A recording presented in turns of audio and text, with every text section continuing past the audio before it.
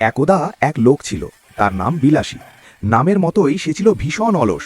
সারাদিন বিছানায় শুয়ে শুয়ে শুধু একটা কথাই ভাবত, আজকে উঠব কি উঠব না। এই অলসপনার কারণে তার বউ একদিন রেগে গিয়ে বলল, বিলাসী, এই শুয়ে শুয়ে কতদিন? আজ তোমার জন্মদিন, বাজারে গিয়ে ইলিশ মাছ নিয়ে আসো। কিন্তু বিলাসীর মাথায় তখন আরেকটা চালাকি ঘুরছে।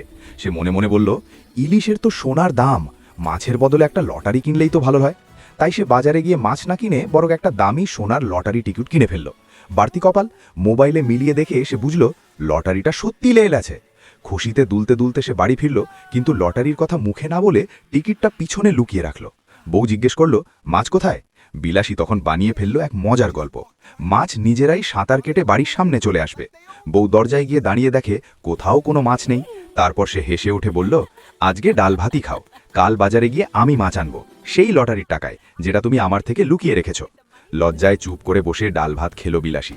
সেদিনের পর থেকে সে আর কোনো চালাকি করে না, শুধু খাই দাই ঘুমাই,